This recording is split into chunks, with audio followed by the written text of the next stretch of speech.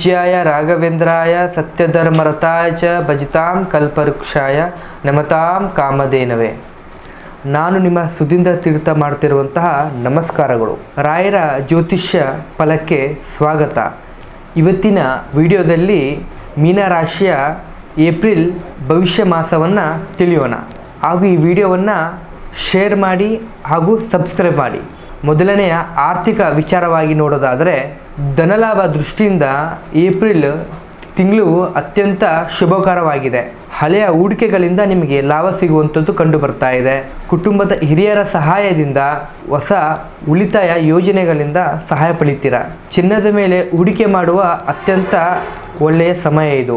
ನಿಮ್ಮ ಆರ್ಥಿಕ ಸ್ಥಿತಿ ಬಗ್ಗೆ ಆಗಿರುವಂಥದ್ದು, ನಿಮ್ಮ ಮನೆಯ ವಾಸ್ತವ ಸ್ಥಿತಿ ಆಗಿರುವಂಥದ್ದು ಯಾರ ಮುಂದೆಯೂ ಹೊರಗಿನ ವ್ಯಕ್ತಿಗಳ ಜೊತೆ ಹಂಚಿಕೊಳ್ಬೇಡಿ. ಜನರ ಕಣ್ಣು ದೃಷ್ಟಿ ಬೀಳುವ ಸಂಭವ ಇದೆ. ವೃತ್ತಿ ಮತ್ತು ವ್ಯವಹಾರದಲ್ಲಿ ನೋಡೋದಾದರೆ, ನಿಮ್ಮ ಮಾತುಗಳಿಂದ ನಿಮ್ಮ ವೃತ್ತಿಗಳಲ್ಲಿ ದೊಡ್ಡ ಸಾಧನೆ ಮಾಡ್ತೀರಾ. ಹಿರಿಯ ಅಧಿಕಾರಿಗಳಿಂದ ನಿಮಗೆ ಮೆಚ್ಚುಗೆ ಮತ್ತು ಪ್ರಶಂಸೆ ಸಿಗುತ್ತದೆ. ಹೊಸ ಜವಾಬ್ದಾರಿಗಳನ್ನು ಮೇಲಧಿಕಾರಿಗಳು ಕೊಡುವಂಥದ್ದಾಗ್ತದೆ. ಮತ್ತು ನಿಮ್ಮ ವ್ಯವಹಾರಗಳ ಬಗ್ಗೆ ನೋಡೋದಾದರೆ, ವ್ಯಾಪಾರಸ್ಥರಿಗೆ ಈ ತಿಂಗಳು ಬಂಪರ್ ಹೊಡೆಯುವಂತಹ ಲಕ್ಷಣಗಳು. ವಿಶೇಷವಾಗಿ ಜ್ಯುವೆಲ್ರಿ, ಕನ್ಸಲ್ಟೆನ್ಸಿ, ಕನ್ಸ್ಟ್ರಕ್ಷನ್ ಕ್ಷೇತ್ರದಲ್ಲಿರುವಂಥವರಿಗೆ ತುಂಬ ಲಾಭದಾಯಕ. ಹಾಗೂ ನಿಮ್ಮ ಪ್ರೀತಿ ಮತ್ತು ಕುಟುಂಬದ ವಿಚಾರವಾಗಿ ನೋಡೋದಾದರೆ, ಪ್ರೇಮದ ಜೀವನದಲ್ಲಿ ಪ್ರೀತಿ, ವಿಶ್ವಾಸ ಮತ್ತು ಮಧುರತೆ ಇರುತ್ತದೆ. ಸಂಗತಿಯೊಡನಿರುವಂತಹ ಭಿನ್ನಾಭಿಪ್ರಾಯ ದೂರ ಆಗ್ತದೆ. ಯಾರೆಲ್ಲ ಮದುವೆ ಆಗದೇ ಇದ್ದವರು ಅವರ ಬಾಲ ಸಂಗಾತಿ ದೊರಕುವಂತಹ ತಿಂಗಳು. ಕುಟುಂಬದ ಸದಸ್ಯರ ನಡುವೆ ಪ್ರೀತಿ, ವಿಶ್ವಾಸ ಅತಿ ಹೆಚ್ಚಾಗಿ ಸಿಗ್ತದೆ.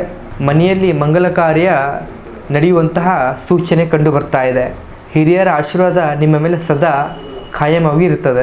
ಇನ್ನು ನಿಮ್ಮ ಆರೋಗ್ಯದ ವಿಚಾರದಲ್ಲಿ ನೋಡೋದಾದರೆ, ಕಣ್ಣಿಗೆ ಸಂಬಂಧಪಟ್ಟ ಸಣ್ಣ ಪುಟ್ಟ ಸಮಸ್ಯೆಗಳು ನೀವು ಎದುರಿಸಬಹುದಾಗಿದೆ. ಮಾನಸಿಕ ನೆಮ್ಮದಿಗಾಗಿ ಪ್ರತಿದಿನ ಧ್ಯಾನ ಮತ್ತು ಯೋಗವನ್ನು ಮಾಡಿ. ನಿಮ್ಮ ರಾಶಿಯ ಪರಿಹಾರ ಮಾರ್ಗದ ಬಗ್ಗೆ ನೋಡೋದಾದರೆ, ಗುರುವಾರ ದಕ್ಷಿಣ ಮೂರ್ತಿಯನ್ನು ದರ್ಶನ ಮಾಡಿ. ಪ್ರತಿದಿನ ವಿಷ್ಣು ಸಹಸ್ರನಾಮವನ್ನು ಪಠನೆ ಮಾಡಿ. ಶಾಲಾ ಮಕ್ಕಳಿಗೆ ಪುಸ್ತಕ ಹಾಗೂ ಪೆನ್ನುಗಳನ್ನು ದಾನ ಮಾಡುವುದು. ಒಟ್ಟಾರೆ ಈ ಮೀನರಾಶಿಯವರಿಗೆ ಈ ಏಪ್ರಿಲ್ ತಿಂಗಳು ಸಮೃದ್ಧಿ ಬಾಗಿಲನ್ನು ತೆರೀತಾ ಇದೆ. ಬಂದ ಅವಕಾಶಗಳನ್ನು ಸದುಪಯೋಗ ಮಾಡಿಕೊಳ್ಳಿ. ನಿಮ್ಮದು ಕೂಡ ಮೀನರಾಶಿ ಆಗಿದ್ದರೆ ಈ ವಿಡಿಯೋವನ್ನು ಲೈಕ್ ಹಾಗೂ ಶೇರ್ ಮಾಡಿ. ಮತ್ತು ನಿಮ್ಮದು ಯಾವುದೇ ಗುಪ್ತ ಸಮಸ್ಯೆಗಳಿದ್ದರೂ ಕೂಡ ನಂಬರಿಗೆ ಕರೆ ಮಾಡಿ ಮತ್ತು ನಿಮ್ಮ ಸಮಸ್ಯೆಯನ್ನು ಪರಿಹಾರ ಮಾಡಿಸಿಕೊಳ್ಳಿ. ಮುಂದಿನ ಸಂಚಿಕೆಯಲ್ಲಿ ಸಿಗೋಣ. ನಮಸ್ಕಾರಗಳು.